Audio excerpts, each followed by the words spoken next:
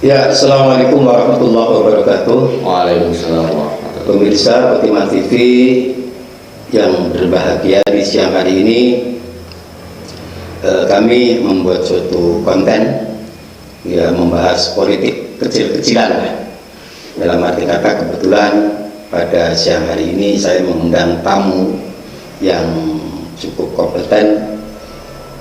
Beliau adalah Ketua Sudam Nahdlatul Ulama Kabupaten Karanganyar, Pak Muhammad Maksum, yang pada siang hari ini sengaja kami undang untuk ya sedikit memberikan pencerahan kepada terutama warga NU yang mungkin akhir-akhir ini merasa agak kebingungan dengan banyaknya gambar, baliho dan lain sebagainya.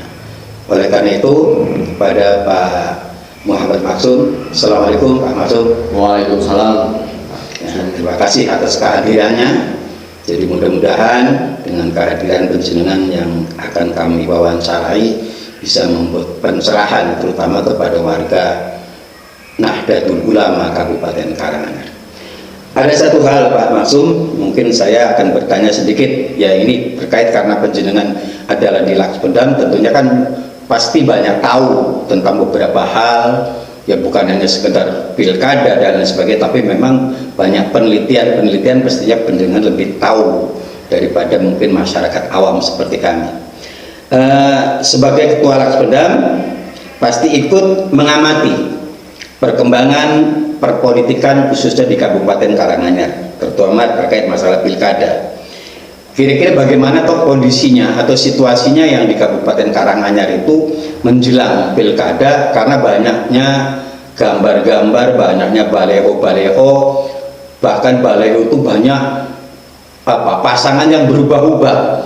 Kemarin pasangan si A berpasangan sama ini, besok pasangan si B berpasangan sama ini. Jadi kami masyarakat awam itu kadang-kadang bingung sampai sejauh mana toh pasangan-pasangan yang tergambar di jalan-jalan atau baliho yang di jalan itu gimana menurut pendengar? Ya, pemirsa dan pendengar Jamaah Nahdlatul Ulama khususnya dan warga pada umumnya, terima kasih atas waktu yang diberikan kepada saya berkait dengan menjawab pertanyaan dari Pak Jumari ini ya, berkait dengan dinamika politik di Kabupaten Karanganyar. Tentu tidak bisa kita tempatkan berdiri sendiri, ada interrelasi bahasanya ya dengan kondisi. Kalau sekarang itu kan pilkadanya serentak dengan gubernur di provinsi, maka kan ya ada korelasinya juga dengan gubernur.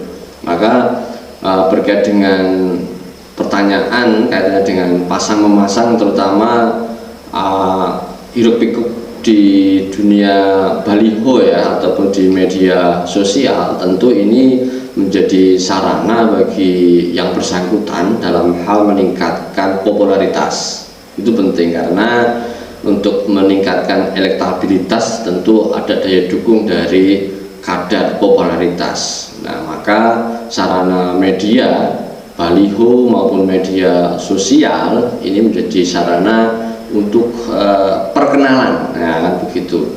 Namun dalam hal perkenalan ini tentu yang namanya di pilkada pemilihan kepala daerah ini kan ada dua sarana sebagai peserta.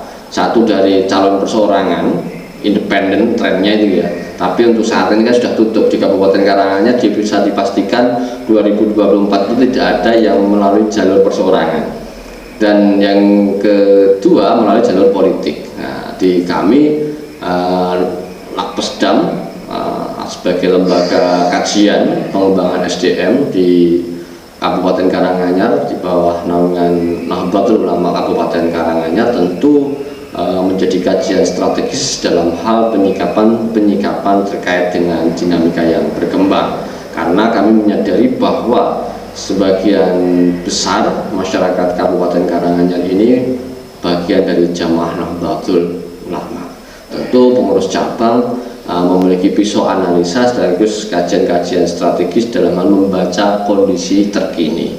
Nah, maka dengan adanya hiruk pikuk ini kaitannya dengan pasangan calon ataupun bahasa rekomendasi dan sebagainya itu hal yang lumrah. Namun hingga melihat jadwal, kalau kita cross check kembali bahwa pendaftaran pasangan calon bupati dan wakil bupati ini akan dibuka oleh KPU pada tanggal 27 Agustus dengan waktu sampai 29 Agustus. Tentu kalau melihat waktu ini menyisakan 1 bulan, dan ini hingga kita siaran hari ini belum ada yang mendeklarasikan bahwa partai politik itu telah menyetujui pasangan calon yang dimaksud. Oh, berarti bahwa artinya kalimat rekomendasi dari partai itu belum ada ya? Nah, bahasa rekomendasi ini perlu kita luruskan kembali. Kita harus memulai membuka regulasi. Nah, jadi di bahasa regulasi itu adalah namanya persetujuan.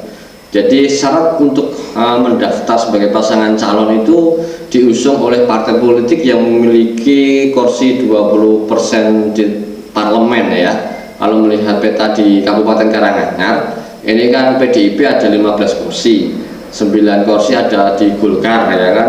Terus di partai menengah ya, partai misalnya PKS itu ya, itu 5 kursi, Demokrat juga 5 kursi ya, PKB juga 5 kursi, Gerindra 4 kursi, PAN 2 kursi. Tentu ini sangat dinamis dalam hal proyeksi-proyeksi pasang memasang kaitannya dengan arah berapa pasangan calon kemungkinan di Kabupaten Karanganyar yang diusung oleh partai politik.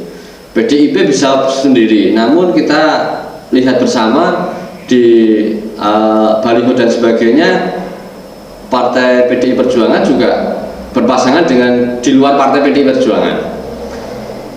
Partai Golkar pun juga sama, dan partai menengah pun di waktu-waktu terakhir ini pemberitaan ada kegiatan yang sedikit dinamis ya, kaitannya dengan komposisi partai menengah yang mendeklarasikan sebagai koalisi kebersamaan. Artinya kemungkinan itu baru 3 calon itu bisa ya? Ya. Artinya sesuai dengan formula yang ada di partai itu, artinya kalau 3 pasangan calon bisa ada kemungkinan? Sangat bisa dimungkinkan di Kabupaten Karanganyar itu bisa 3. Kalau misalnya hitung-hitungan, kalau menggunakan pola perolehan kursi di DPR, maksimal bisa mengangkat malah 4 pasangan calon. Namun kita juga harus melihat interrelasinya dengan nasional dan provinsi, sekaligus juga figur ini penting. Maka adanya baliho dan sebagainya ini kan untuk meningkatkan popularitas figur yang akan diusung oleh partai politik. Maka ada yang menyebut saat ini telah didapatkan rekomendasi, akan mendapatkan surat tugas dan sebagainya. Tapi secara prinsipnya adalah kegiatan untuk saat ini kan untuk meningkatkan popularitas sekaligus elektabilitas. Namun kaitannya dengan surat persetujuan ini ya kita lihat nanti. Karena endingnya itu kan di tanggal 27 Agustus dan 29 sampai 29 Agustus itu di KPU Kabupaten nanti menerimanya komposisinya seperti apa. Nah, itulah kepastian surat persetujuan yang didapat pendaftaran di KPU ya. Itu kan. Dan kondisi saat ini sangat bisa berubah-ubah. Contoh misalkan Maksum ya saat ini mungkin direkomendasikan gitu ya, tapi dalam hal ikhtiar selama mendekati pendaftaran tingkat elektabilitasnya ataupun popularitasnya kalah dengan Pak Jumahri katakanlah. Bisa saja DPP bisa merubah kondisi itu karena itu bukan harga mati bagi DPP. Tentu ini harus ada kalkulasi kaitannya dengan kans kemenangan kan begitu. Maka dari itu kaitannya dengan baliho dan sebagainya ini penting untuk kita cermati bersama bahwa syarat untuk mendaftar sebagai pasangan calon itu bukan berdasarkan balihonya, tapi berdasarkan persetujuan dari partai politik tingkat pusat di Jakarta sana, apakah nanti menurunkan pasangan calon siapa dengan siapa. Dan persetujuan ini prinsipnya tidak hanya satu nama, tapi kan berpasangan. Calon bupatinya si A, calon wakil bupatinya si B, katakanlah begitu. Ada pasangan calon. Iya, yang jadi persoalan kan kadang merasa kebingungannya di masyarakat itu begini. Jadi sekarang kan berseliweran gambar-gambar yang cukup banyak sekali. Artinya kalau cukup 3 pasangan umpamanya ya berarti kan paling ya 6 kan, berarti 6 orang kan itu. Tapi ternyata ini sekarang lebih banyak lagi. Ini pasangan ini. Jadi malah kebingungan. Jadi siapa yang akan muncul kan itu? Ya. Tapi kalau melihat perkembangan terkini ya kaitan dengan calon bupatinya, ya kan, ini kan ada fenomena baru ya, yang mungkin di Kabupaten Karanganyar tidak seperti pilkada-pilkada sebelumnya, yang mana pendaftar wakil bupati itu lebih banyak dari pendaftar calon bupati, yang mana ini sifatnya masih bakal calon tentunya, karena kan penetapan calon pasangan calon ini kan oleh KPU pada tanggal 27 September. Jadi masih ada waktu 1 bulan oleh KPU untuk melakukan verifikasi administrasi pasca pendaftaran kan gitu.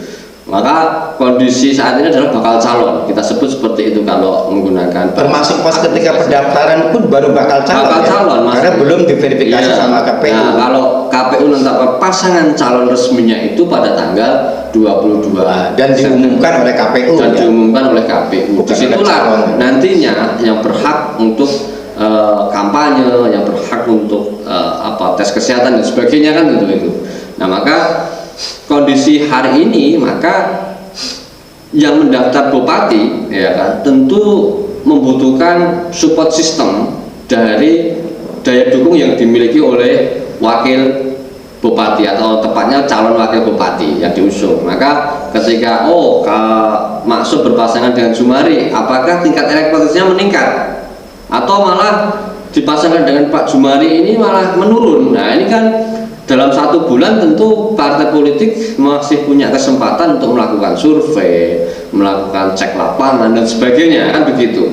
Andai kan mengalami penurunan dari tingkat elektabilitas hasil survei, tentu partai politik bisa saja merubah kebijakan terhadap persetujuan pasangan calon yang akan diusung. Atau mungkin karena dinamika nasional atau regional, karena pilkada hari ini kan ada interrelasi dengan luaran Karanganyar gitu ya. Bisa saja dengan komposisi di gubernurnya seperti apa, ya kan?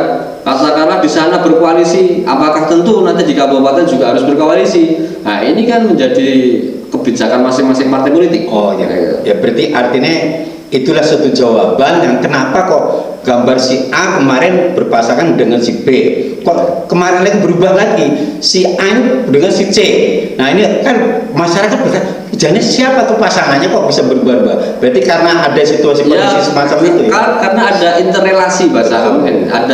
Ada interrelasi yang mana kebijakan DPP, Dewan Pengurus Pusat Partai Politik yang memiliki kewenangan penuh dalam hal persetujuan ini kan berdasarkan analisa, berdasarkan peta politik, ya kan? Ketika peta politiknya harus berkoalisi, bisa saja koalisi di provinsi juga bisa diturunkan di kabupaten. Ketika peta politiknya memang mungkin ada bentuk toleransi, bisa saja di provinsi berkoalisi dengan ini, di kabupaten dengan itu, kan begitu. Pada prinsipnya adalah partai politik tentu orientasinya kemenangan, kan begitu. Maka bagaimana mengemas pasangan calon itu memiliki elektabilitas sekaligus mampu dalam hal bersaing untuk merebutkan simpati masyarakat, dan tentu pada tanggal 27 November ini pilihan pemilih jatuhlah kepada pasangan calon tersebut, kan begitu.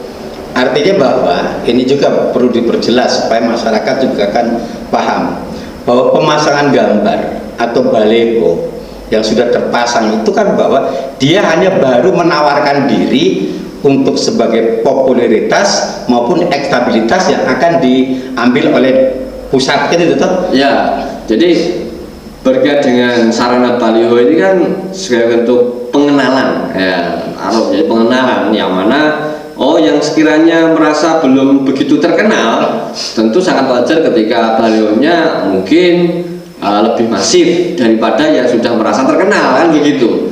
Ini kan tergantung dari hitungan-hitungan masing-masing pasangan calon, masing-masing partai politik ataupun yang bersangkutan, karena ini bagian dari ikhtiar, sejauh mana keseriusan dalam hal maju dalam kontestasi pilkada ini, dan harapannya kan dilirik dan mendapatkan persetujuan, ya, mendapatkan persetujuan dari DPP untuk maju sebagai pasangan calon bupati dan wakil bupati. Atau mungkin gini saja, mungkin lebih nggak apa-apa ya, mungkin lebih jelas menyebut nama yang sudah terpasang ya, nggak apa-apa kan, memang itu fakta, memang di masyarakat sudah tahu. Ibaratnya kan ada gambar Mas Ilyas Akbar umpamanya berpasangan dengan Pak Prihadi, benar ya, itu gambar maksudnya. Terus lagi Pak Robert berpasangan yang terbaru dengan Prihanto, kan itu toh. Terus banyak Kak, Mas Anu juga beberapa hari ini juga banyak terpasang di mana-mana kan. Pas Pak Tony dari PKB juga terpasang di mana-mana, banyak sekali. Dan walaupun itu ada isu ya, saya kurang tahu dari mana sumber, tapi mungkin Pak Paryono walaupun memang tidak terpasang gambar di mana-mana, tapi kan menurut informasi beliau juga cukup banyak dukungannya kepada beliau itu. Bahkan kalau di media sosial dan lain sebagainya itu cukup banyak, walaupun beliau tidak memasang gambar itu, karena mungkin bisa jadi Pak Paryono itu sudah populer lah, gambarnya Pak Paryono itu sudah dari berulang kali sudah tahu lah beliau itu siapa. Nah itu artinya kemungkinan juga mungkin karena sekarang masih belum fake ya kan, karena belum pendaftaran kan, artinya siapa tuh calon sebenarnya kita juga semua tahu. Mas Ilyas kita belum tahu bagaimana dari DPP-nya dan lain sebagainya semua, karena Mas Ilyas dengan Mas Aan dengan Mas Anung itu satu partai Golkar kan itu. Jadi nah hal semacam itulah kadang-kadang memang jadi kebingungan. Artinya benar ya, bahwa artinya tidak harus dipasang gambar pun, kalau memang dia bisa akan maju pendaftaran, bisa jadi itu bukan karena gambarnya, tapi memang sudah realita, memang di belakang layar ya sudah ada pendaftaran kan itu toh ke partai masing-masing kan itu toh. Jadi bisa disimpulkan adanya peristiwa itu berarti partai politik itu sangat dinamis, ya kan? Di internalnya saja dinamis, apalagi di luarannya. Maksudnya di internal ini kan muncul lebih dari satu nama, betul, ya kan? Berarti di dalam partai tersebut itu sangat dinamis dalam hal mengikuti perkembangan dinamika pilkada. Bahasa kerennya tidak ada harga mati untuk saat ini, ya kan?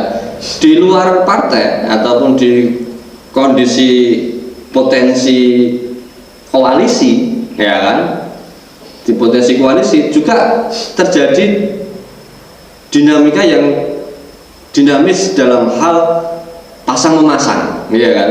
Ada yang memposisikan wakil di sana, wakil di sini, ya kan. Ada yang bupati di sini, wakil bupati di sana. Dalam hal pemasangan balihonya juga tentu stylenya masing-masing, ya. Karena ini juga menjadi analisa yang bisa masyarakat cermati, bahwa person-person ini tentu ada ikhtiar menuju ke sana, ya kan. Pak Jumari kan tidak dijumpai foto Pak Jumari di baliho-baliho, tentu karena Pak Jumari tidak ada ikhtiar untuk maju di pilkada. Nah, banyak sedikitnya ini kan tergantung dari analisa masing-masing personal itu. Tapi kalau berbicara niat, itu kan sudah ada, entah dengan narasi-narasi, ada yang menulis bakal calon bupati, ada yang langsung menulis calon bupati, ada yang tidak menulis tapi secara narasi kok arahannya ada panggilan untuk Karanganyar, atau ada yang juga ada pesan-pesan moral dan sebagainya. Tentu ini masyarakat sudah pandai dalam hal mengemas itu, dan kaitannya dengan elektabilitas ini kan masyarakat juga dalam hal tingkat popularitasnya itu kan bisa mengukur, ya gitu loh. Oh ini pendatang baru ini yang sudah berkecimpung di dunia politik sejak lama, ini kan berpengaruh terhadap popularitas. Nah, maka ini menjadi bagian dari apa yang perlu kita sadari bersama, bahwa memang baliho itu bagian sarana untuk sosialisasi. Ya, jadi artinya bahwa kita memang masih lama ya sebenarnya ya untuk walaupun di mana baleho yang sudah banyak kececeran bahkan banyak yang rusak sekalipun itu kan prinsipnya bahwa ya sampai saat ini pun belum ada yang mendapatkan langsung artinya pasti dia calon bupati kan cuma sebelum ada pengumuman dari KPU terutama kan walaupun kan rekomendasi dari pusat iya tapi kalau di persyaratan di KPU digagalkan gara-gara kurang syarat apa ya tetap gagal kan gitu ya. Makanya dari baliho hari ini belum tentu nanti surat suaranya ada pasangan calon itu kan gitu. Karena kan sangat dinamis apalagi ini ada hubungan dengan interrelasi dengan provinsi gitu ya atau di pilgub. Dan masyarakat perlu ketahui juga bahwa perkembangan terkini ini kaitannya dengan apa? Kaitannya dengan pasang memasang ya gitu ya. Pasang memasang kaitannya bupati wakil bupati terus usaha-usaha pasangan calon ataupun calon tersebut dalam hal mungkin melalui media sosial, melalui pertemuan warga, melalui mungkin ketok tulah dan sebagainya. Ini penting karena apa? Disitulah sebenarnya masyarakat bisa langsung berkomunikasi kan begitu kan, berkomunikasi misalkan dalam rangka apa? Dalam hal memajukan karangannya. Oh sekiranya ini harus kita tingkatkan, oh harusnya ini harus kita kembangkan dan seperti itu kan. Pesan-pesan ini yang belum katakanlah terkemas dalam konteks visi misi kan begitu. Namun dengan adanya masukan-masukan masyarakat melalui jalur tatap muka, pertemuan warga dan sebagainya ini harapannya ini akan dijadikan kemas visi misi pasangan calon karena syarat pasangan calon ya untuk mendaftar di KPU itu kan ada visi misi dan program kerja. Nah disitulah sebelum pendaftaran ini masyarakat bisa memanfaatkan berkomunikasi langsung dengan person-person yang punya niatan untuk maju di pilkada Kabupaten Karanganyar. Ya terakhir mungkin Pak Maksum, jadi kaitannya masalah bahwa untuk rekomendasi dari partai ya, dari partai itu kemungkinannya ada batas waktu sampai kapan? Terus kalau pendaftaran tadi sudah disebutkan bulan apa tadi September ya, pendaftaran bulan September di KPU kan gitu. Kalau untuk rekomendasi itu kira-kira gambarannya ada batas waktunya atau tidak? Ya rekomendasi ini kalau kita sederhanakan menjadi sebenarnya kan persetujuan, ya, persetujuan tapi populernya masyarakat menyebutnya rekomendasi. Jadi persetujuan atau rekomendasi itu menjadi syarat wajib dalam hal syarat pencalonan bupati dan wakil bupati ditambah syarat calon. Nah, syarat pencalonan itu adalah persetujuan partai politik, persetujuan koalisi mengusung pasangan calon tersebut. Ini syarat wajib yang harus dibawa pada saat pendaftaran pasangan calon bupati dan wakil bupati. Nah, syarat calon itu kayak misalkan fotokopi ijazah minimal SLTA dan sebagainya itu syarat calon, sifatnya personal. Nah, dalam hal syarat wajib pencalonan ini tentu batasnya kapan? Batasnya ya pada saat pendaftaran KPU itu. Misalkan katakanlah terakhirnya tanggal 29 Agustus, ya rekomendasi ataupun persetujuan itu bisa saja muncul di tanggal 28 masih nggak masalah. Yang penting ketika mendaftar ke KPU itu sudah membawa persetujuan ataupun rekomendasi dari DPP. Kira-kira di DPP itu ada semacam koordinasi nggak satu partai dengan partai lain? Contoh misalnya gini, si A mendaftar di PAN, partai PAN umpamanya, tapi si A juga daftar di PDIP, si A juga masih daftar di PKB umpamanya kayak gitu. Nah juga pasangan si B juga sama daftar ini semua. Nah pas ketika itu umpamanya contoh ternyata bahwa di partai PDIP merekomendasi atau memberikan persetujuan kepada si A, tapi ternyata si PAN itu sendiri malah justru berbeda memberikan persetujuan kepada si B. Kan berbeda-beda itu nanti akhirnya kok bisa berbeda padahal pasangannya kan bisa jadi berbeda. Itu gimana mekanisme? Ya, makanya dalam hal mekanisme pendaftaran pasangan calon bupati dan wakil bupati, gubernur dan wakil gubernur ini ada yang namanya mekanisme di internal partai itu ada namanya penjaringan, ada mekanisme pendaftaran dan sebagainya kan begitu. Nah, ini kan diharapkan dalam konteks membangun demokrasi, partai politik meskipun kewenangan penuh rekomendasi itu oleh DPP, namun penjaringan pendaftaran ini kan dibuka di tingkat kabupaten, di tingkat provinsi dan sebagainya. Ini kan yang lebih tahu medan pertempuran kalau kita istilahkan seperti itu. Oh, maka ini menjadi entry point bagi DPP dalam hal menjatuhkan ataupun menentukan pilihan dalam hal kepada siapa untuk rekomendasi, ya kan? Karena juga harus melihat kondisi lapangan. Oh, ini kedekatannya dengan partai ini dan partai ini. Apakah partai ini juga mengusung? Maka harus ada kekompakan. Wujud kekompakan itu maka dituangkan dalam formulir persetujuan pengusungan pasangan calon oleh partai politik atau lebih dari satu partai politik. Misalnya kalau oleh partai politik tentu yang memiliki kursi lebih dari 9 atau 9 kursi ini kan bisa mengusung sendiri, ya kan, karena minimalnya kan 9 kursi di Kabupaten Karanganyar. Atau yang berkoalisi, maka ini harus ada persetujuan yang mana di tingkatan kabupaten itu pimpinan partai politik menandatangani kesepakatan, ya, dalam formulir persetujuan pengusulan pasangan calon. Oh, partai ini dengan partai ini mengusung sepakat oleh si A dan si B, itu namanya persetujuan. Di situ didukung oleh persetujuan setiap partai politik dari DPP, gitu. Jadi dikuatkan. Maka tidak ada yang namanya kegandaan pengusulan pasangan calon. Di sini ada, di situ aja. Maka harus ada yang dicabut. Kalangannya punya kasana pengalaman dalam hal pilkada soal perubahan komposisi. Terbukti di tahun 2018 di Kabupaten Karanganyar terjadi pendaftaran yang hanya diikuti oleh satu pasangan calon hingga berakhirnya pendaftaran. Maka secara mekanisme dilakukan perpanjangan. Di saat itu pula lah terjadi perubahan rekomendasi, kalau kita sebut rekomendasi. Awalnya mendukung si A dan si B, pada saat pendaftaran perpanjangan mendukungnya si C dan si D. Boleh enggak? Ya boleh, selama ada mekanisme yang membolehkan itu. Gitu.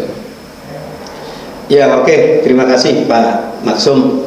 Mudah-mudahan apa yang disampaikan tadi sebagai pencerahan kepada warga pada umumnya, warga Kabupaten Karanganyar, dan khususnya memang kami sampaikan kepada warga Nahdlatul Ulama, karena warga Nahdien itu memang butuh pencerahan, terutama pencerahan itu ya dari organisasinya lebih baik kan. Itu kalau pencerahan dari mungkin dari pihak lain kadang-kadang kan kurang begitu yakin, tapi kalau karena saya warga Nahdien kemudian bahwa diperjelas oleh juga lembaganya yang memang lebih tahu masalah seperti itu kan lebih yakin. Nah, begitulah mungkin. Terima kasih Pak Maksum. Yes. Jadi pemirsa Khotimah TV yang berbahagia, mudah-mudahan apa yang kami sampaikan pada siang hari ini, wawancara dengan lembaga Pesdam Nahdlatul Ulama Kabupaten Karanganyar, bisa membuat pencerahan kepada kita semua. Hari kala bila taufik berhidayah. Assalamualaikum warahmatullahi wabarakatuh. Waalaikumsalam.